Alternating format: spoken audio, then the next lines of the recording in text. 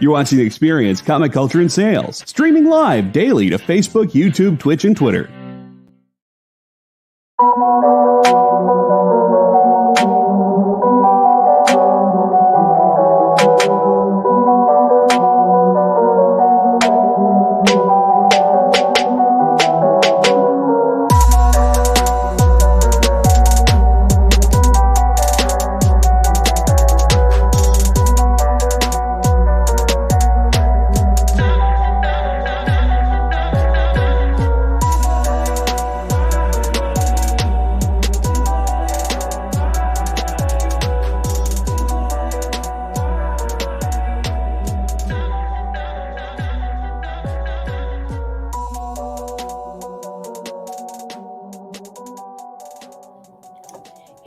It's Jena and Shanice here from Space Cadettes. We work at Space Cadettes and we're friends. Yay. So I found out something today that kind of blew my mind a little bit because it doesn't feel real. Disney at D23 is doing their 100th anniversary like bonanza thing. And Warner Brothers in April is having their 100 years. And that's crazy to me. Like, when Disney began, it was Walt Disney and a couple of people, and they made what? Snow White and the Seven Dwarfs?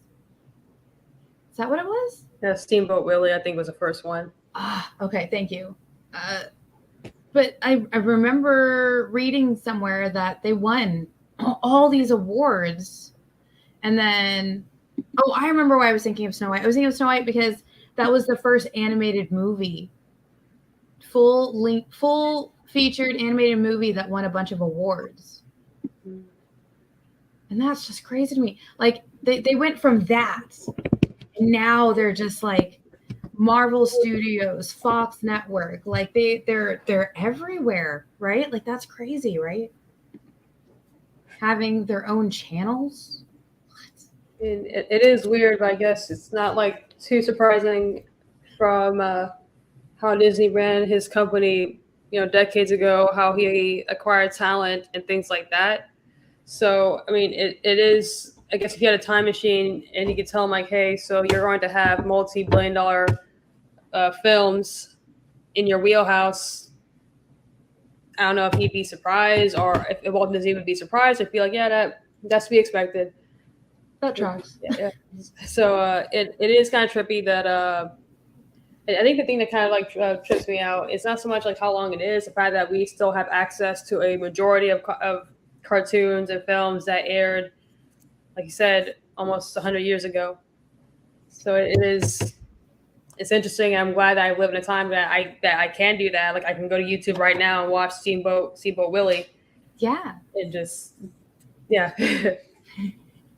You just pull up the app and just watch Snow White right now if you wanted. And it's just, or really any of their stuff that they did back then. And I wish I could have been like that person. I could have seen the entire journey as it's folding out, where it's things like, that is a puppy. Sorry. where it's things like, how did they make the jump from like the classics of like Steamboat Willie and Snow White and Sleeping Beauty and oh gosh, I know I'm forgetting 1,000 movies, like 101 Dalmatians.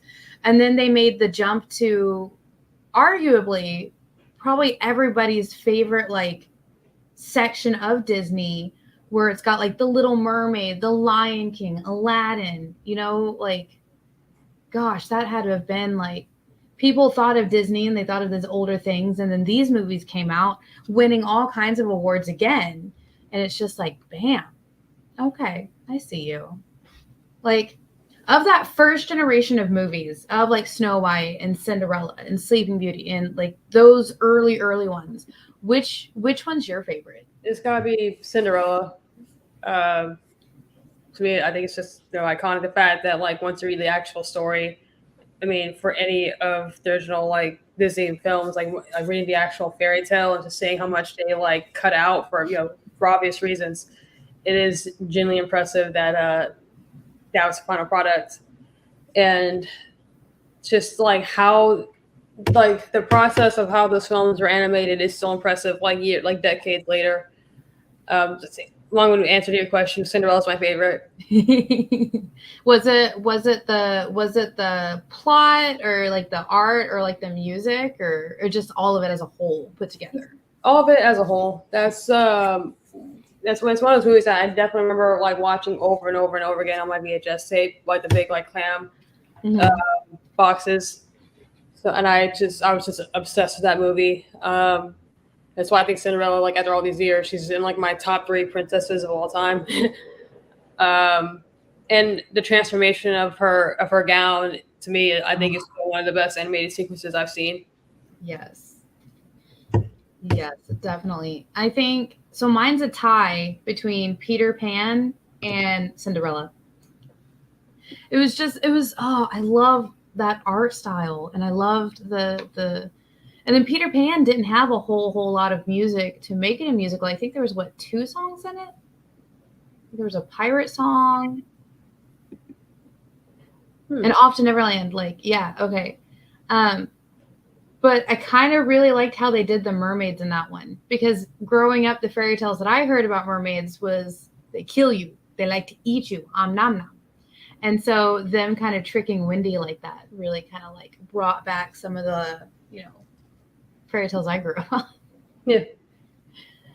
They gave a kids movie that touch of darkness. And I feel like they did that to all of their early movies. Because of the stepmother / evil queen in Snow White, when she turned, that looked painful. And the vultures, them vultures looked like they was going to have a tasty little snack. I'm just saying. I don't know why. I was afraid of vultures as a kid because of that movie. I was like, oh no, they're here. Am I going to die? Is there going to be like rocks? Where are they? Oh my goodness. And then we get into like the second great age of the Disney movies, where you had like the late 80s, early 90s to mid 90s, right? Like, I think 1989 was The Little Mermaid. And then it just kind of like snowballed into like their best movies that still stick with me today. I still like show them to my nieces and nephews. I'm like, oh, okay, you're going to watch The Little Mermaid today. Or guess what? You're watching Aladdin. And they're like, this isn't Aladdin. Where's Will Smith? And I'm like, Robin Williams.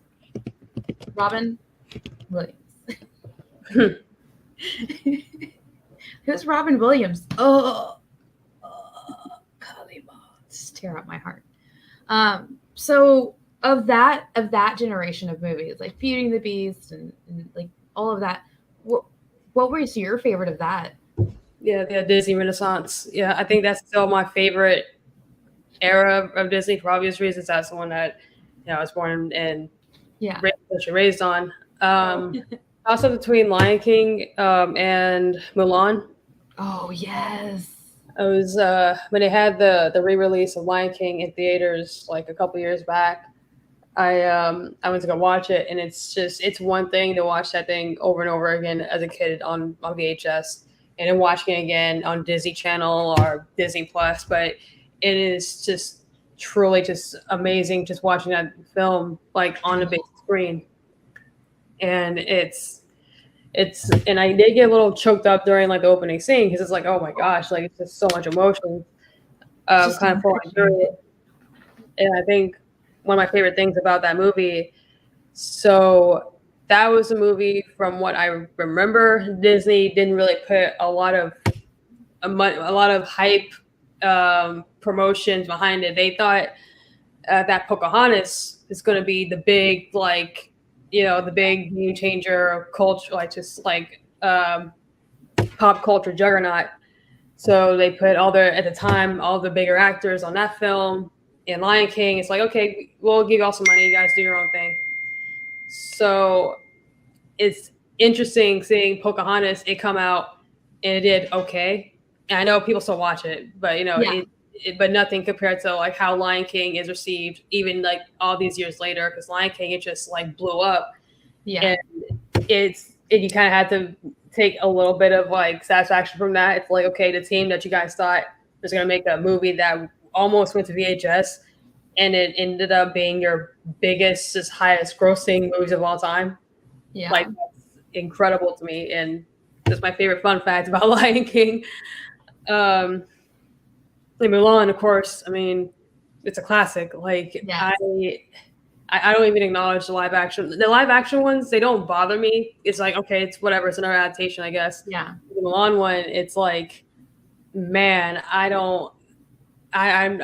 try not to like rip on movies too hard, but I just don't understand like how it just came off so sanitized and just very by the numbers with the cast they had in it. It's like, this should be like the live action one that actually works, like that's successful because it's based off of an actual legend. So it's no, but Milan goes hard after all these years. Oh my gosh. And then the voice actors that they had in Lion King, I thought they were big actors because James Earl Jones was Mufasa, right?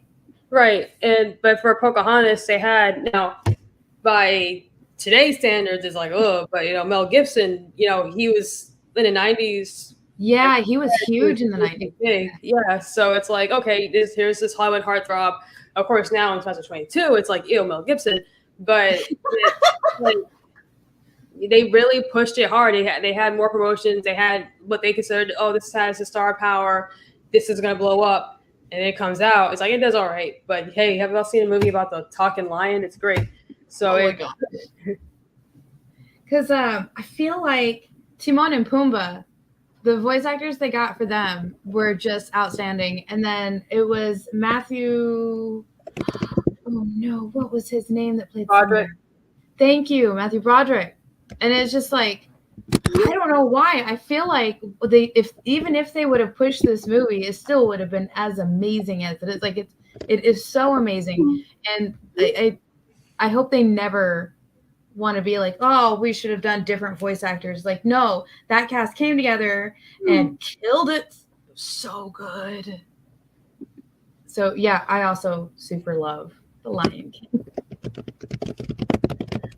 That's probably in my top 5 movies of all times favorite. I like you describing seeing it in theaters. I'm getting goosebumps of like just like the surround sound all around you, like, oh, like it reaches deep in your soul and you can like feel it while you're watching it. I bet that was so amazing. I'm a little jealous now. Yeah, it was one of those things like I wanted to see it because it's just on the off chance that Disney would decide to do it again. Because I would like to see The Hunchback of Notre Dame in theaters. That is my favorite Disney movie of all times. It's The Hunchback. And what's crazy is there's somebody who lives with us who had never seen it before. And I'm like, what? And he was like, oh, yeah, I was too old for that kind of stuff. Like whatever. I wasn't a kid anymore. And I'm like, I am an adult and I will still sit down and watch it. How dare you? There's just, and then it's also based off of semi, true story. They took a character that was there and they built a story around it. And they took out the not good things around it. But I think that was all the Disney movies. Yeah. And that was another one that had Matthew Broderick in it. Gosh, he killed it in the Disney, didn't he? Good for you, Matthew Broderick. Good for you. And that is, and then it's also like the storytelling in The Hunchback of Notre Dame that just like pulled me in. And it's just everybody, especially in our, generation, we just wanted to like have that freedom. The world was pretty much, that was at the beginning of the starting of the fire of the world and the world that we live in. That, it was Tom. Okay. Why did I think it was Matthew Broderick? Why did I think it was him? I don't know. Maybe I'm thinking of Lion King still. Anyways, let's move on. Sorry. So after that whole section of the Disney amazingness, I think the next big part of Disney was when they picked up Pixar. And I think it was Toy Story and they did that series of like small little shorts, and gosh, what else was in the early Pixar days? Like early Pixar days. Oh, there was Cars, Toy Story, Monsters Inc. Finding Nemo, The Incredibles, Ratatouille. Like those were the early ones, and I feel like that really did change everything. Like that changed everything. A Bug's Life, Toy Story 2, all of these came out within just a couple years of each other. Cars, like that was just the first 5 years of Pixar, like early 2000s, 2000 to 2005. What was your favorite one of like those early Pixar movies? Well, that's what I say. When you're listing them out, it's kind of I genuinely thought at Pixar they've been around for a while, which I guess they have, but I didn't realize that, like, oh yeah, majority of these films came out in the early 2000s. Yeah, 1995 is when Toy Story came out, and then in 98 A Bug's Life, and then 2000 hit, and bam, they were just going. Gotcha. Yeah. The Incredibles. Like, people say like, oh, that's the best live action, or that's the best Fantastic Four movie we're gonna get, which is true. But I just loved, like, I loved it when I was a kid, and I love it like even more watching it like as an adult, because of how unexpectedly dark it got. I was like watching it again when I was watching it like when I was like a teenager. I'm like, oh, this is Jesus. Like the part where he thinks that his family's dead and he's about to kill the assistant, like just like cold, like just nonsense killer. I'm like, oh my God. He was just gonna crush her, like, right. And the bit where and it's one of my favorite scenes, where Mrs. Incredible, she's like talking to Violet and Jack. Was Jack the speedster, or Jack? No, that was Jack. Jack was the baby. The speedster was Dash. Dash. Yeah. Thank you. So when she's telling Violet and Dash, she's like, hey, so you guys know those superhero comics you guys read, those superhero shows and movies where the good guy wins and everybody's safe? Well, this isn't that. These are villains. If they will hurt you, and if they want to, they can and will kill you. Make sure you don't give them the opportunity to.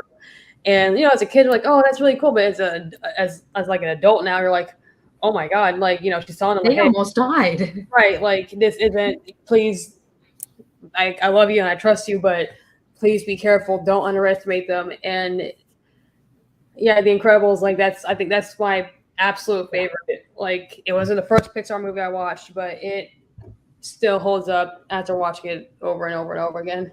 Yes. Oh my gosh. And then it was totally worth the wait of like 10 years for the second one. Gosh, when was the second one? Incredibles 2. I actually wasn't too wild about it. Really? Yeah, I thought it was okay, but it's like I was like, okay. I just had no strong feelings either way towards it, which is like, I don't know if that's a good thing or bad thing necessarily, but it didn't wow me after 10 plus years. Like Toy Story, to me, I think it's still like the standard of like Pixar sequels. Yeah. Toy Story 1, 2, and 3 was good. I haven't seen 4 yet, but 3 was like, one. Huh?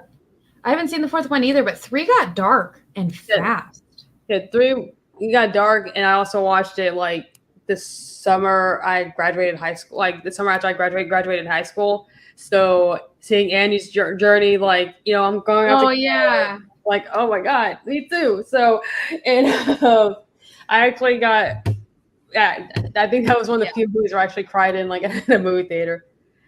So, I think that was just like the standard of Pixar sequels, that compared to The Incredibles. And I also kind of heard similar things to Finding Dory, that it was okay. Yeah, like it was good, but it just wasn't like, when Finding Nemo came out, that beginning ripped out your heart, and you did not see that coming from a kid's movie, right? Like, all of the eggs were eaten and the mom, like, this bro just lost his entire family. It's just that journey they went on was just, it wasn't just finding the kid. He was finding himself while the kiddo was finding himself. And then Dory was finding a family. Like, the message of acceptance and love and you know, all of that was amazing. And that's probably another one that's like right up there in one of my top movies. And I think of like the old school Pixar movies, I'd have to say probably Monsters Inc. I don't know why, that just seemed like such an original concept to me. I don't think I'd ever seen anything like that storyline done before, because we looked at old Disney movies and they're like old fairy tales that are reimagined for like kids now. And then we got to the Pixar movies and it felt like these were original stories that somebody had come up with, you know, and getting to see monsters come into our universe so we could scream, so they could have power. And I'm pretty sure that's where the Disney conspiracy that all the Pixar movies are connected started, is there. Oh my goodness. Like, and then A Bug's Life was so good. It's underrated. Like, I've talked to people and they have like no idea what I'm talking about. You're just circus bugs. I loved it. I loved it so much. And then, so after that, they kind of got into, so we got like Cars, Wall-E, Up. How dare Up hurt us that much? That's all I've got to say. Brave, Monsters University, Lava, Inside Out. So they started getting into like really emotional movies after that. So like I said, Inside Out is where they explored the psyche of somebody. Brave, they explored kind of like a teenage perspective on, you know, life, not being able to control your own life around them. And then we had Coco, which really kind of like, it, to me, it feels like it kicked off where Disney and Pixar started like helping people cope with the world as it's growing. Like, does that make sense? Like, yeah. I just, and I loved it because from that movie on, you know, Coco, you know, where is it? I know Luca, Turning Red, Lightyear is literally about acceptance. Like, they have their main storyline, like in Turning Red, where she, you know, she becomes the red, spoiler, she becomes the red panda, and then she learns to accept the red panda and herself, and then she just has to get her family to accept it. And then realizing love doesn't always have to come from a family member. It can either, you know, come from within, or it can even come from your closest friends. And I thought that was really cool. And then I can't really say that they started dipping their toes into other cultures early, because, you know, we talk about Pocahontas, we talk about Mulan, we talk about where they kind of started dipping their toe into other cultures. And then nowadays, they're just like jumping into it. They're like, yeah, let's do stories for everybody. Let's give everybody some type of representation. And I think the very last animated movie came out roughly at that time, and it was Princess and the Frog. It was The Princess and the Frog. Yes. But I loved that. I thought it was really good. I thought the animation style was really good. I thought the kind of turn, kind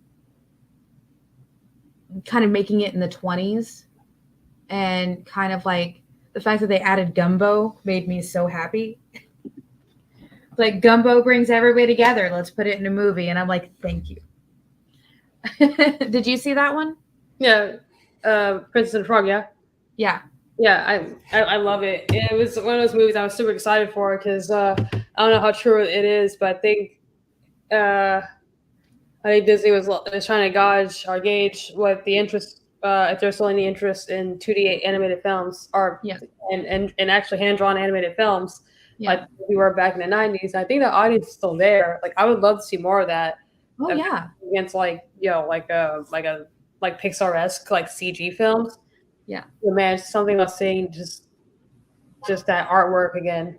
Like, I would really love to see that come back. And oh yeah, I love that we had a princess from the South in a city like, New Orleans. So like the New Orleans like vibe and history, and Yes. culture, like it was a good choice. And I really did like that. And the princess, I adore her, of course. So I want that dress at the end. That big poofy green dress that she had. Oh, that was my dream dress. Like, oh, I saw that dress and I'm like, I love it. And then she had 2 weddings. She had her swamp wedding and then she had her formal wedding. And they brought in like that full like culture of what was going on in the 20s. And that is also the only movie where I saw 2 best friends, Tiana and her best friend. Like that was friendship goals. Like they would put down anything for each other and love helping each other. Like her friend gave up on her dream of being married to a prince because she realized that is my best friend's love. You take him, girl. I got you. I'm going to kiss him. I'm going to turn him. But that didn't work out. But that's okay. I'll come out to the swamp wedding because I still love you. And I'm like, oh. But yeah, so that movie is actually credited as the last 2D animated movie that Disney and Disney Studios put out. Wow. That's actually kind of hard to read. Yeah, and again, I'm surprised that I'm not sure how much it costs in comparison to like 3D animated films again, but I'm kind of surprised with like Disney Plus being a thing. They haven't like started pushing for that. Just have like just go straight to a streaming service, which I know people will be like, well, that just means that they think they won't succeed in theaters. Like, look, I just want more of it. Like, I want more animated films and shows, and especially with what's going on with Warner Brothers right now. I would love to see that. We just need more 2D animation. Yes, I would too. I would love that. And that brings us to the purchase of Marvel Studios. Wow. That is like, I'm looking at the lineup and kind of a little bit of the history of how that happened. There's so much that it literally doesn't get contained on one website. So it looks like it got bought in 2000. Oh, go away. It's got to be 2008, 2009, I think. Yeah. So Marvel Studios was founded in 1993 and was formally Marvel Films from 93 to 96. And then it became Marvel Studios. And then oh gosh, I know it's going to say it on here somewhere. 2008, it has released 29 films under the Marvel Cinematic Universe through Disney Studios. That is crazy to me. But it looks like Walt Disney bought it in 1996. Wow, really? Wait, so Disney bought in 1996? Hold on. Yeah, I was going to say, like, because I remember being in high school and talking about that with my friends, like, hey, Disney bought... I see what happened. Oh, no, that was Star Wars. So what happened was Disney had actually owned most of the characters at the time. So when they went to sell off like Marvel Studio itself, Disney was like, hey, we already own most of you. Like, oh, okay, there you go then. Okay, so in the same time frame, they bought Isaac Zibbs Inc., Toy Biz, Marvel Studios, Lucasfilms. So Blade was actually their first Disney and Marvel partnership movie. That is crazy. I didn't realize Blade. So is Blade a Disney princess then? Yeah. That is so. Unless I'm reading this wrong. So it became official in August of 2009 that Disney full-on bought Marvel Entertainment for $4 billion. Okay, yeah. So I was going to say, I remember in high school talking about, I think both Marvel and Star Wars, because my friends, because we were nerds. Yeah. So like, our nerds. So just talking about, it's like, it's going to be like for kids. It's going to be blah, blah, blah. I was actually excited for it. Hey, We don't know yet. Let's just see. That makes me wonder, are we going to see Blade show up on Disney Plus? Mm-hmm. Shanice, we need to take a little break because I need to go look now. Okay, so we're gonna take a quick break so that we can see if we can see Wesley Snipes on Disney Plus. We'll be right back, y'all. Hey, it's producer Kyle. If you like going places where the action never stops, like Las Vegas, the Caribbean, and Atlantic City, then you're probably not who I want to talk to. But if you want to surround yourself with amazing comic books and comic book content made by a devoted group of smart and funny industry insiders, the Experience Members Club was made for you. You can join the experience by becoming a supporting member of our YouTube channel. You get access to exclusive content that no one else gets, like members-only live streams, pre-sales, one-on-one Q&As with production staff, and other content that's exclusively for members. Plus, for a limited time, if you sign up now, you'll be entered into our giveaway of a slabbed comic book. Just call this 1-8... Wait, hold on. It's 2022. No one makes phone calls anymore. Scan the QR code at the bottom of the screen, or just visit the membership section of our YouTube page, and you'll be on the VIP line of the comic book buffet, baby. Look at the size of those perks. Join today, and I'll be saying, who loves you, baby? Me. The answer was me. Get the inside scoop on everything happening at the Experience every week. Join our mailing list by scanning the QR code at the bottom of the screen and then watching your email inbox.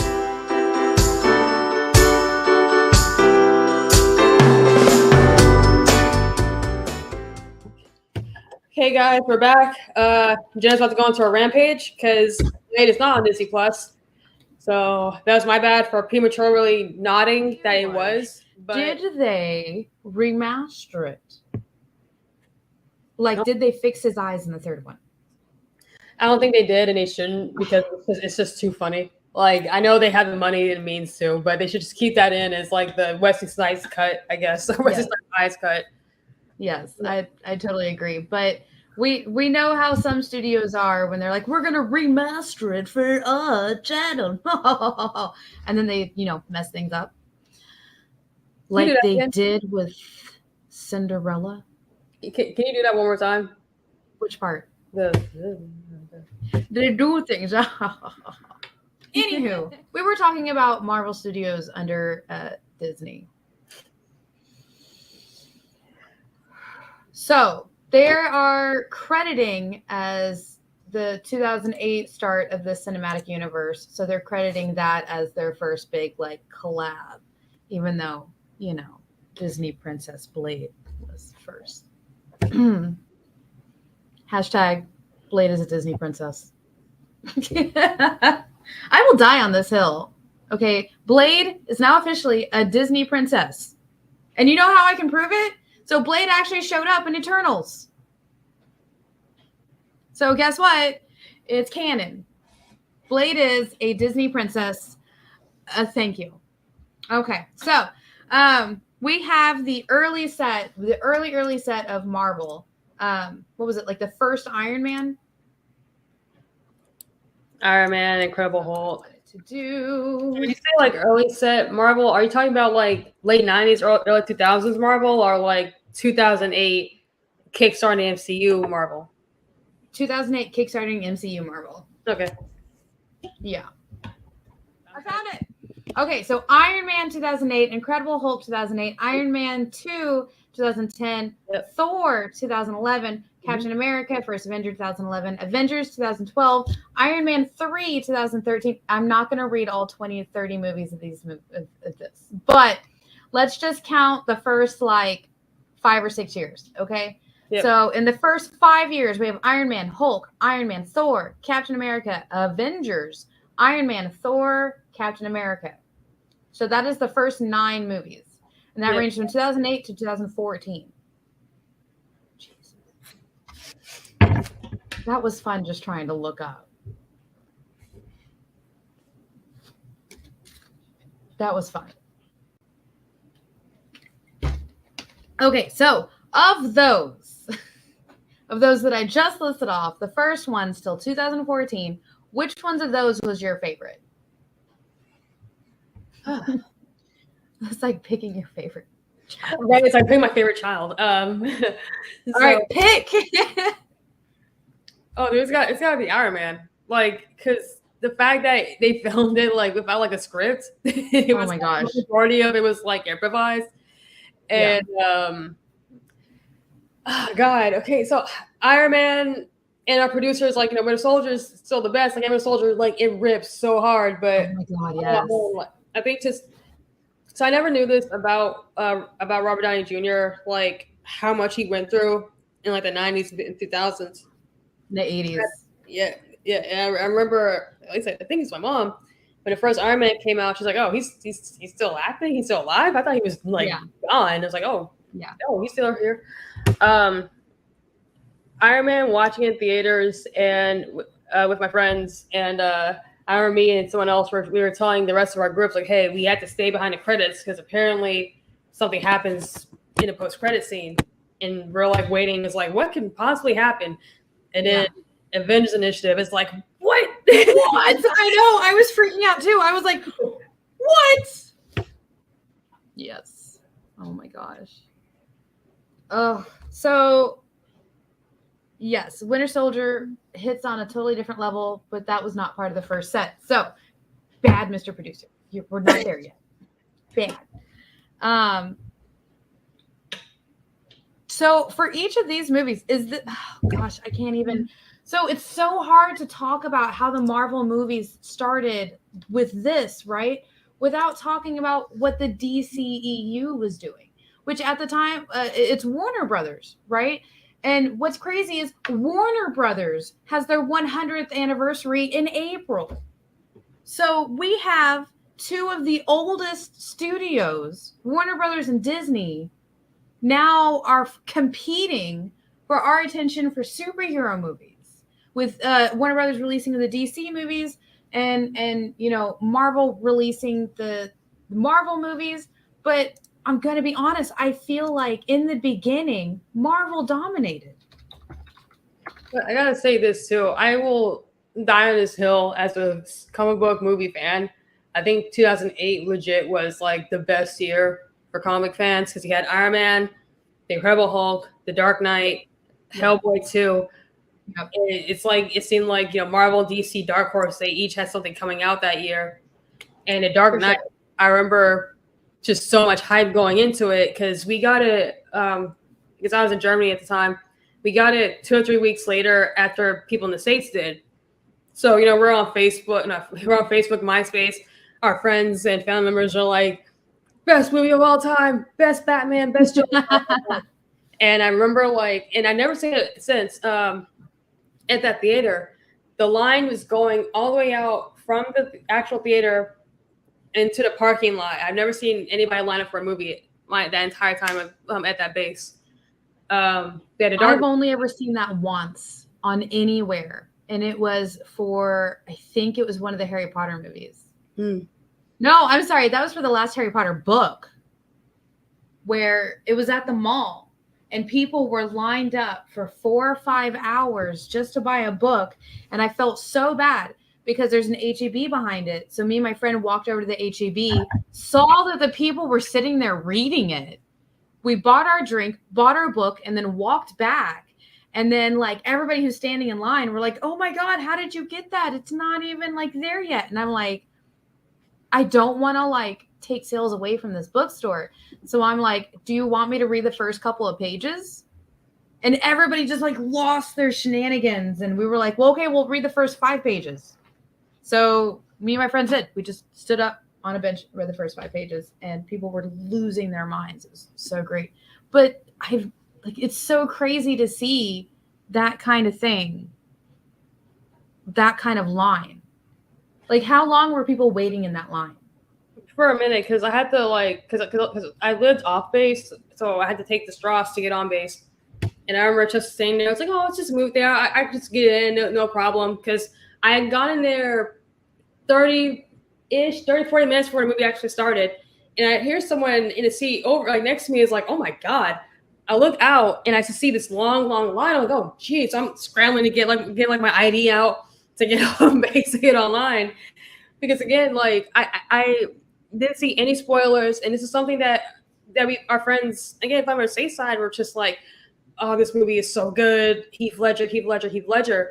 And I think that's something too, like with all these superhero movies coming out, I can't think of any performance from anybody was worth that warranted like a reaction to that, but that warranted a reaction quite like that, to have people say, like, hey, this dude kills it. Yeah. Like, holy crap. There's a long line. That is still a thing that like me and Jay still say to this day. I know a lot of people who do it where they'll announce somebody cast as somebody and everybody's like, oh no. And I'm like, watch, they're going to Heath Ledger us. Oh my gosh. Right. It's like, I always give actors and actresses shots because you never know. Like, if he had told me the guy from, I mean, he was always like a really good actor, but I remember like the jokes, some of them weren't nice jokes, but it's like, oh, the guy from Brokeback Mountain and like the guy from 10 Things I Hate About You, he's gonna play the Joker, gross. And then it turns out this dude puts in like a performance of a lifetime. Yes. Like, that's still the standard for like superhero villains. The fact that we're still comparing it like almost 20 years later. What? Which I don't like saying that. So wait a minute. Later. It came out in 2008. No. Oh my God, I'm in pain. But yeah, I feel like his performance will be the standard of, guys, you need to give everybody a chance. Maybe they will act this out like their life depends on it. Good job, Shanice. You broke the producer. So our producer just put in the chat, my knees and back suddenly hurt and I need a nap. Oh, hush up. You look like you're 16. I don't want to hear it. Older than me, looks younger than me. Make me sick. Anyways, by the way, Mr. Producer, Shanice over here demands to see your ID because she refuses to believe you're that age. Thank you. I think you're a sort of time wizard. Sorcerer time wizard. I like it. Yeah, dark magic is going on there, man. Oh my gosh. So there was another year.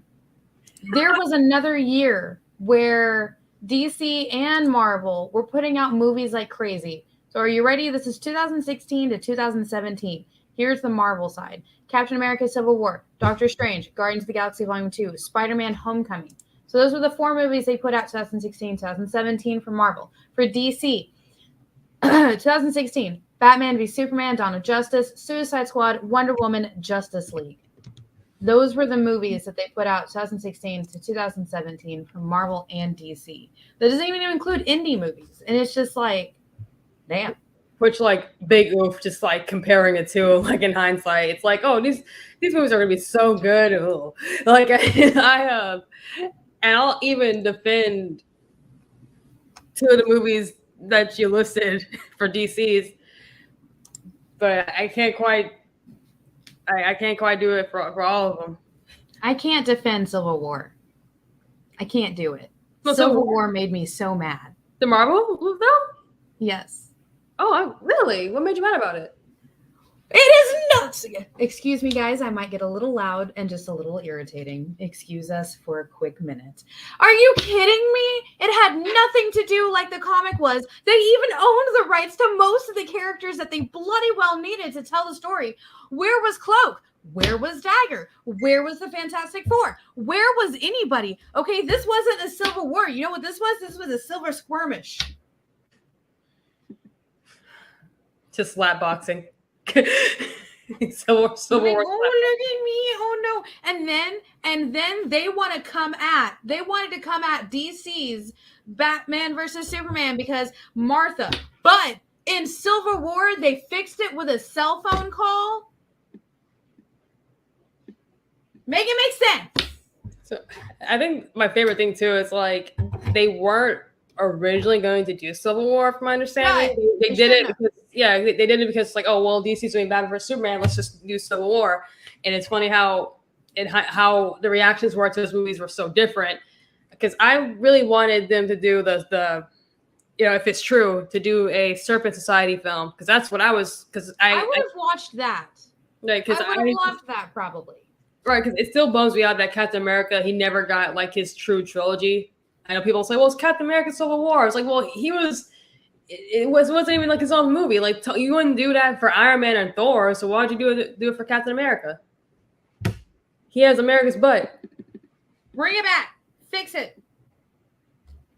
Redo Civil War. Just like, haha, guys, that wasn't really a Civil War. Here's the real Civil War. Here's the real initiative. Here's all your favorite characters, Jena. We just cut out all of your bloody well favorite characters that you had in the Civil War comic. We just cut them out and threw them on the floor. Let's fix it. Here you go. And Ragnarok. Where was Ragnarok?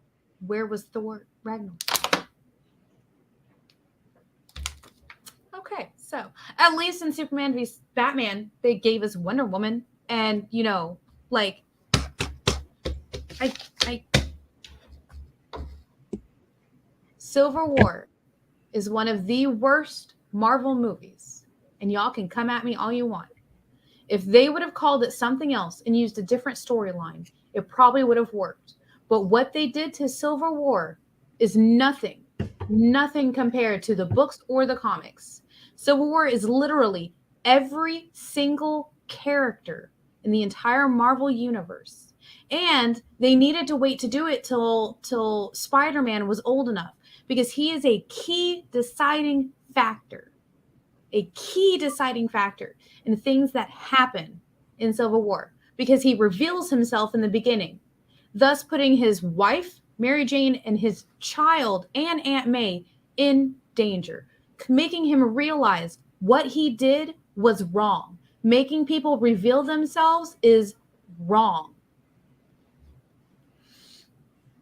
Oh, and then when Ragnarok killed certain characters, they really and royally messed up the Civil War storyline. So I'm going to risk getting like slapboxed by Jena for my opinion on Civil War. Just like I'm just getting into a slapbox fight, but I actually preferred the storyline in the film compared to the book. Hear me out. I'm listening. I'll let you talk. I feel as she's planning to go to my place and slapbox me. I only vaguely know where you live. Oh, geez. With the characters that they had, it wasn't terrible, because I feel like in the actual source material, the reasoning for it, that the certain characterizations of it was a little bit messy. And I actually do like the original comic, but it's just like, I don't think this person would have done this. I don't know about that.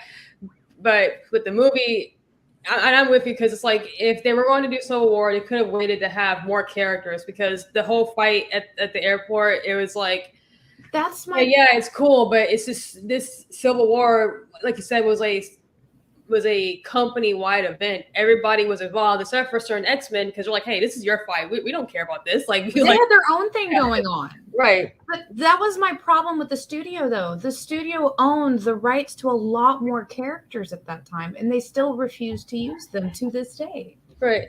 But I also think, too, it's like, hey, like, who's this guy who's like half a vampire? Why is he fighting out of nowhere? Like, it's one of those things they could have waited until later to do the storyline, and it would have been okay. Yeah. But for what it was, it's like, it's fine. But I do agree with you on the Spider-Man aspect, because I do think, because I got beef with MCU Peter's characterization up until No Way Home, which they fixed it finally. But that was kind of the beginning of the I don't like how he's like, oh geez, Mr. Stark.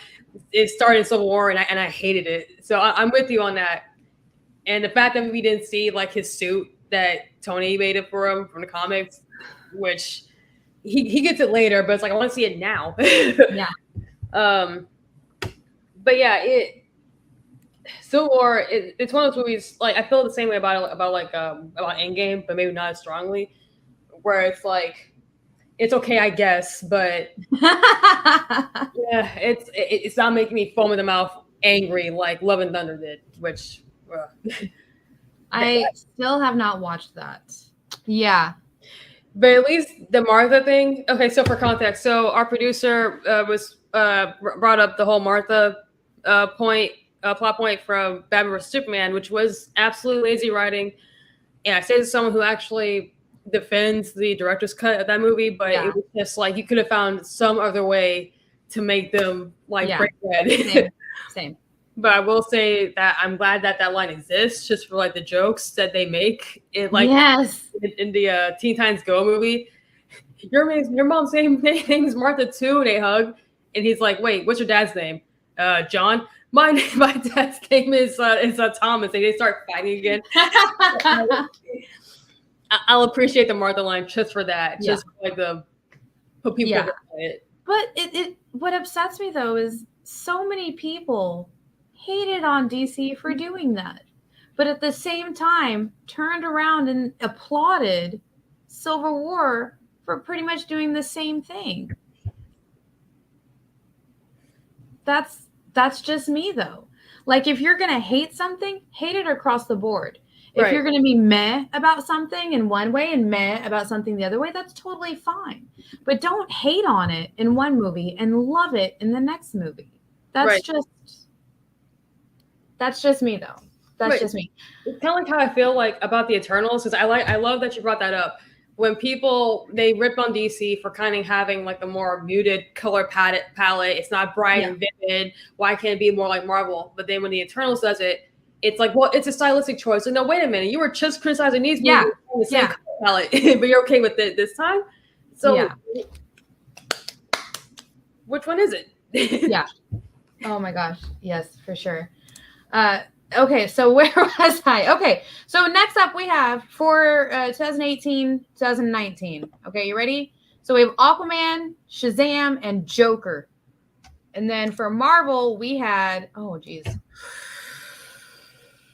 Guardians of the Galaxy Volume 2, Spider-Man Homecoming, Thor Ragnarok, Black Panther, Avengers Infinity War, Ant-Man and Wasp. Jeez Louise. Yeah. So DC went hard in that like 2-year period. They were just like movie. And then I'm sorry, Marvel. And then DC kind of like took a step back, and it felt like they were like trying to figure a couple of things out. And then we kind of rounded out with what's happening like more recently. So 2020, let's finish up 2020's DC. We have Birds of Prey. I love Birds of Prey. Mm-hmm. Wonder Woman 1984. Zack Snyder's cut of Justice League. Loved it. The Suicide Squad. The Batman, and then DC League of Super Pets, which is not considered canon. Which also kind of upsets me because Zack Snyder's Justice League is not considered canon either. And that's just ridiculous. Ridiculous. All right, so let's try. Where was I? Okay. So for Marvels, it wraps up with so we go Captain Marvel, Avengers Endgame, Spider-Man Far From Home, Black Widow, Shang-Chi, Eternals considered non-canon, Spider-Man No Way Home, Doctor Strange in the Multiverse of Madness, and then Thor Love and Thunder. Love and Sound, Love and Thunder, whatever. So it kind of, I can't say words anymore. I'm so sorry. So it kind of feels like in the 2020 to 2022 list for both of them, it feels like they're wrapping things up. You know, like each storyline feels like it's wrapping up, and they're kind of rushing to like a finish line. But that's just me. How do you feel? No. I mean, maybe Marvel's kind of, but I think my only complaint with the current Marvel movies, it's like I'm not sure what they're. Because I know it's like the multiverse saga, but it's like, okay, Doctor Strange ends with a certain character showing up, and you know the whole thing there, and Mr. Noodles, and oh God, look, I gotta get in one last one. I'm sorry. I know. And you know, Love and Thunder's. Well, when y'all see it, I actually do want to talk to you and Jay about it because I think Jay has. Jay's had? Okay, so then we got to talk about it because I've got questions. You got feelings? You got emotions? And it's just like, I don't know what's happening here. It's like, okay, at least with the Infinity Saga, it's building. Oh snap! Swinging. At least it's building up to Thanos and then defeating him. But this is like, well, it's not Kang, okay? But what in the diddly is going on here? Like they did the giant statue in the ocean, which finally did address in something recently, but it's like, wait a minute. If they just address something, why is it considered non-canon then? I feel lied to. The Eternals? Lied to by the internet. Yeah, because the website I was just reading was saying what was canon, what was not canon, and so that's why I said non-canon, and it said Eternals was non-canon, and now I feel lied to. Yeah, so we gotta talk about that after the show. But yeah, it's just don't know what direction they're going towards in Marvel, which normally make me be like, oh, it's exciting, but now I'm like, what's happening? Yeah, I know, especially with the shows. Like the shows are canon too, and I'm like, okay, what plot storyline are we doing? Secret Invasion, but we're taking a really weird way to it. Right. It's same with like Moon Knight and Thor. It's like, okay, did nobody in Thor? Did they go like, hey, something's up with the Egyptian guy? They're fine. They're fine. Whatever. They're fine. It's all fine. It's all fine. Nobody cares. So it's, I don't know. I've got a lot of feelings, but I do know that we're kind of running. We're running out of time. So. Oh yeah. And then, like I said, the quick thing, it does feel like DC is wrapping everything up. Like Warner Brothers is like, all right, wrap it up. We're gonna restart, finish it up. Does it feel the same way to you? Like it just like they've canceled movies, they've canceled a lot of the shows. They're recasting some things already, and it's like, so are we scrapping everything and restarting again? Right, because canceling it, delaying it, because I'm so mad about the whole Shazam delay, because it's like the first movie came out almost 5 years ago, and you're delaying it again. I don't understand the logic, and with the Flash thing, I understand that one. With Flash, my thing is like, man, it's got to be like big for them to keep like, we're just going to just buckle down on this despite all the controversy, because like it's got to be like 10 out of 10, just earth shattering like reboot or something, because I can't imagine what it is to just deal with all the. Well, I know what I saw before is they had like a couple of other Flashes there. So maybe what they're reshooting the ending so that way they're getting rid of issues so they can bring in a new Flash. Maybe, I don't know. That's just my prediction. Hopefully. Probably nothing. So we're just gonna have to see what's going on, and then reshooting pieces of Aquaman and bringing in Ben Affleck. Like what storyline is next? Just give us something, because I love watching the movies. Like, I'm not saying every single one of them is a huge, amazing success, but I still enjoy the story that they're trying to tell.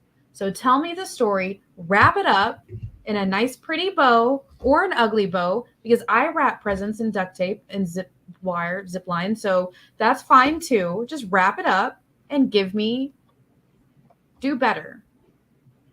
Right. How about when you interview your actors, you find out what kind of people they are? And maybe something to learn them. And on that note, we're going to go rant and rage away. And I will catch you guys next time. And everybody give Shanice a big thank you. She is going to be taking a little break for a while, and we will miss her so much. Many hearts and love. And thank you, Shanice. We can't wait till the next time we get to see you. Bye. See you later. Bye.